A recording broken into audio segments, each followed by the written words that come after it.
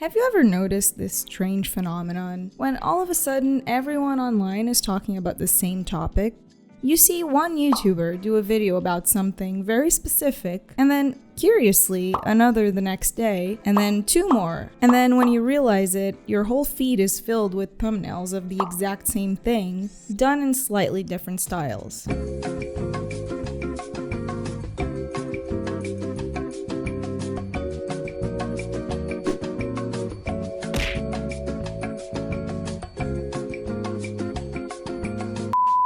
It feels almost unnatural the way this happens, akin to those clips of legacy media where they repeat the same phrase over and over again on different news channels. The sharing of biased and False news has become all too common on social media. This is extremely dangerous to our democracy. This is extremely dangerous to our democracy. And right about now, it seems like the big thing is disclosure.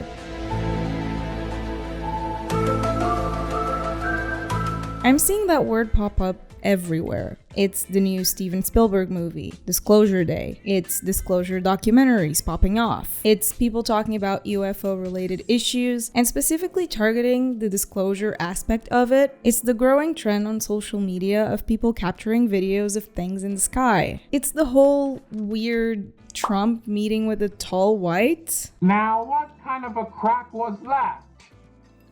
That you'd think would have better wigs and suits that don't look like a tacky dollar store costume. Trump or the people running his show are such trolls, I swear. So basically what I'm seeing is that UFOs are back in fashion. And I don't know if this is a case of a few people deciding to create content on this topic and then others seeing it and doing it too, sort of like myself. Creating a snowball that reaches a point where everyone ends up talking about the same things all the time until the topic dies down and another arises in its place. Or if some of the bigger figures in the media space are being instructed on when and what to talk about to engineer these waves of interest in certain subjects.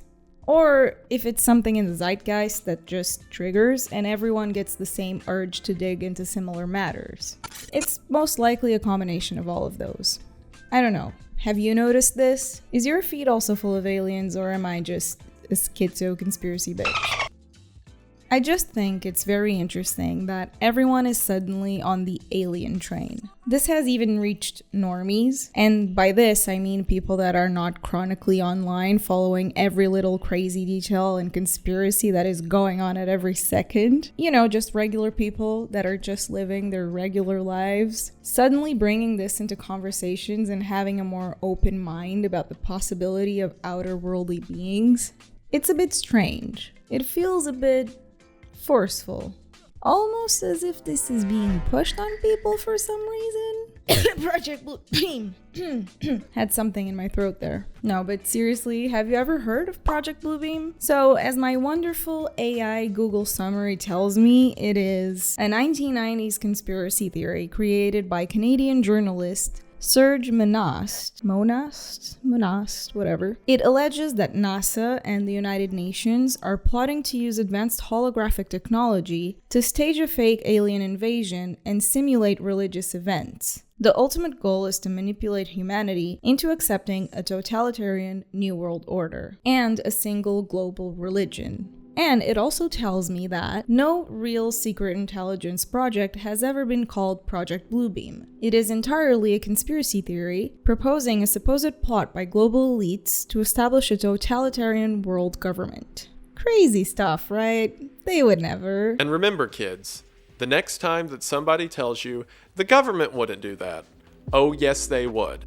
I understand that stuff like this does sound crazy, but so did MKUltra and secret research into remote viewing and secretly dosing people with LSD to see what happens, and so many other secret projects that eventually got disclosed, the word of the day, and are now acknowledged to have been real. although whistleblowers at the time were also called crazy conspiracy theorists. I haven't done a great deal of research on this. I know very little about Serge Monast, the person credited with proposing this theory. He was not very well known prior to coming up with Project Bluebeam. Until then, he was a lower level investigative journalist and essayist, and you could very well make the argument that he just wanted his little piece of the fame pie. So he wrote about this crazy conspiracy and boom, there you go, mystery solved.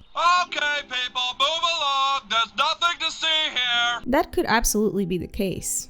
I do find it a bit odd though, that shortly after beginning to publish material on this topic, he very unexpectedly died of a heart attack at 51, alone in his house. That's a bit weird, right? It could totally be true and no foul play involved, but you gotta admit it's a little sus. And I'm not saying that Project Bluebeam is real, that the conspiracy is fully correct and about to be realized, but I do think it's interesting that all the years of hush-hush about aliens, of most of the scientific community not taking the topic seriously at all, are very rapidly turning into this is real, court proceedings being had, scientists coming out with footage and files about it, it's no big deal, disclosure is gonna happen, and Trump is meeting with tall white aliens. And you could tell me, listen, the alien issue is nothing new. You had Roswell in 47, there's been countless alien movies and shows. People have been obsessed with weird creatures in the sky since the dawn of civilization. And yeah, that's true. However, the alien issue had been dormant for quite a while, and now we're having a clear revival of the subject. And one that doesn't feel all that natural. It feels like a script. Like yet another distraction from the very real things that actually affect our day-to-day lives. Here, peasant, have some circus and shut up about Epstein. Oh, do you want some bread with that circus? Here, have some lab-grown meat. For meat, simply take stem cells from animals' tissue, add a nutrient-rich solution and watch the cells multiply into the three main components of meat: muscle, fat, and connective tissue. Then put the cells into bioreactors, or as they're more commonly known, cultivators. These cells are then separated and rearranged to build a final edible product. The world right now is a truly tiresome place to be. And hey, I would want nothing more than for an enlightened, superior being to come down to Earth and rid us of our inescapable deleterious condition. Okay? Or an alternative, if we're beyond saving, just end us once and for all. Either or. However, unfortunately, I don't think that the Greys, or the Tall Whites, or the Reptilians, or the Insectoids are coming to save us or destroy us. If some shit like that happens though, my mind will be blown and I will immediately suspect it and think it's fake. Don't fall for the fake aliens, people! As one commenter on Reddit said, the 1% doesn't need to fake an alien invasion to have total control over us. Because they already have total control and pretty much do whatever they want whenever they want. And the most severe consequences they'll face is a bunch of angry people on Twitter who will passively accept whatever happened 2 weeks later and say, boy, things sure are getting kinda crazy, huh? Yep. Anyway, see ya. I've got work in the morning. The world right now is a truly tiresome place to be. I completely agree with this sentiment. Nothing proves this statement more than the whole Epstein situation. People sometimes get lost in the craziness of conspiracies because it's fun. It's fun to speculate about uncovering some great, big, unimaginable secret that most people don't know. But at times we forget the real purpose of all of it, which is to bring to light the very real shit happening and try to stop it. And I can't even blame them for it, because as we've seen with Epstein, there are no real consequences for the ones in power, even when the most vile, appalling shit is uncovered. There are no real actionable things we can do to change that, at least not in a civilized, democratic way. Things could be done that I'm not allowed to say online, but then what? Do we want total societal collapse? Do we want to completely upend our way of life to pursue this justice and bring about change? Most people don't, because if they do have this level of power and control over us, and I believe they do, then change at that scale would require huge sacrifices. And it might not even work in the end. So what else can we do, other than live our lives to the best of our abilities, and speculate about the possibility of some otherworldly beings that could come down and make the changes that we ourselves are not capable of doing?